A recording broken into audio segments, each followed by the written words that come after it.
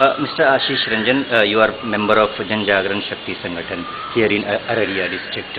A few kilometers away from this place, in Forbesganj block, on 3rd June, there was a police firing in which 4 people were killed, including a woman and a child. As a social activist, how do you look at this case?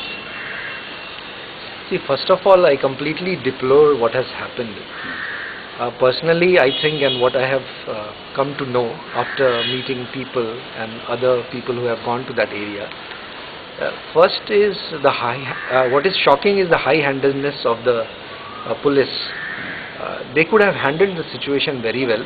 The crowd was not uncontrollable or unmanageable. The numbers were small, but they could not manage it. So there are different versions that is coming. But one thing, the bottom line is, it was not managed properly, and it could have been managed quite well because of the sheer numbers of the people who were there, who were protesting this road, blockade of road, which was being done on behest of one strong man or MLC of this area. So that is one thing. The second thing is complete apathy towards the demands of the people, and the demands are very genuine. Their land was acquired. There was a road. Government has spent money on that road to build that road, and they were demanding that they should be given the passage to their village. So it's a very genuine demand, and nobody could disagree on that. However, the administration did not listen to them, or the people who had to come forward to mitigate the conflict there did not come forward, and this resulted into this escalated situation. And I think because the people who were owning this factory were bigwigs, the local administration did not show enough sympathy towards the people, and their demands were completely genuine and legal. Ashishji, why is it that in this Araria district that has considerable number of minority population, in this district, within the span of 6 months, there have been 2 police firings on innocent demonstrators, and many people, particularly from the Muslim community, they have been killed?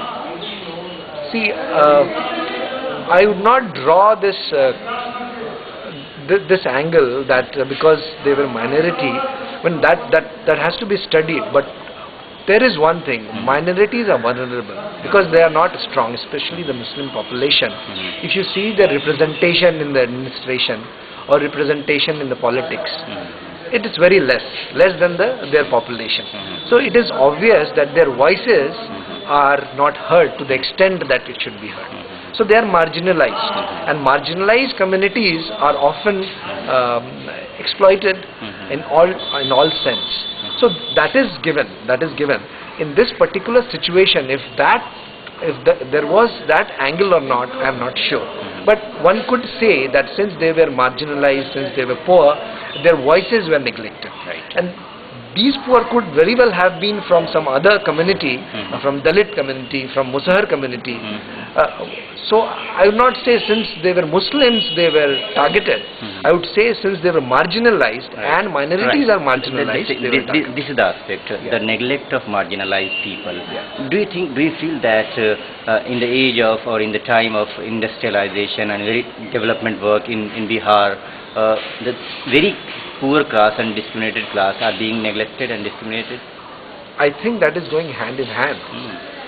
The lands that have been acquired, if you see some of the major issues that have come up in recent times in Bihar, one is of asbestos factory in Burdwan, and there also you see that there is high-handedness, and there was a lot of protest, there was firing, and after all this, administration stepped in. Until now, they have not given anything in writing that the factory would be stopped. And the factory owners, you very well understand, these factory owners are very powerful people. They have political connection, they have money power, they have gun power, and people are resisting all that power. So, I think wherever this struggle is going on, wherever the land is being acquired, without the consent of local people, just by throwing money you acquire some land, and then by sending goons you acquire more land, you restrict the movement of people, that is going on. What is important is the administration is not responding to the extent it should. And that is, I think, the apathy of this government. Last question. What do you read into the apathy of the state government that is run by JDU and BJP, that even the 8 days after the police firing on 3rd June, not even a single police officer has been touched, not even a penny has been announced by the state government as compensation for the victim? Why?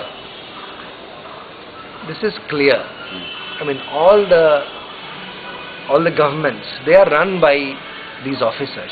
So they do not want to do anything to them.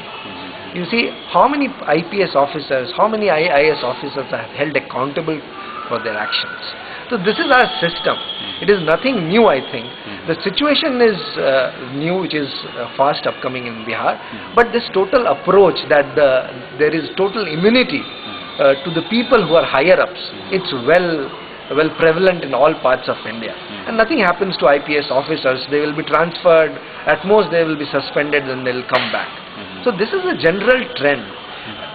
If there is a dynamic politician who has heart for the poor, who has the courage, that politician will take such decisions and will ensure that the people responsible for such incidents are put behind bars. Being a social activist and residing here in Araria, have you felt that in the last 6 years since the JDU-BJP government came to power in the state, there has been a growing feeling of activities by the Sangh Parivar? Have you felt it? In this area, yes, I have felt it. See, one of the biggest rallies that the Sangh Parivar had in this area in Kishanganj was they gave a slogan, I say it in Hindi, that Bangladeshi ko maar bhagao, or Ghuspetiyon ko bhagao, to be exact, Ghuspetiyon ko bhagao. So they have been, their political agenda is very clear. They want to communalize the whole area, and they want to take the advantage of the divide between Hindus and Muslims. So that is their line, political line, and they are pursuing it line with greater strength since their numbers are huge here. Right. They have won elections here. How much their renewed activity or increasing activity of Sangh Parivar going to affect the local people, the people relation, the communal harmony? It is going to be worsened, that is for sure. If you see, one of the poorest districts of Bihar, Araria. Bihar is the poorest state of India, and in Bihar, Araria is one of the poorest districts. It ranks second from bottom. Now, there, if your main agenda becomes Ghuspetiyon ko bhagao, then it is very clear you are siding whom. It is very clear what kind of politics you are playing, especially in this Simachal area, where there is large section of minority population in Kishanganj, in Araria, in Kathiar, in Purnia. This is sensitive area in terms of the minority population and the divide between Hindus and Muslims. It is going to get worse. In villages there are no divide. If you go back many years, divide was less.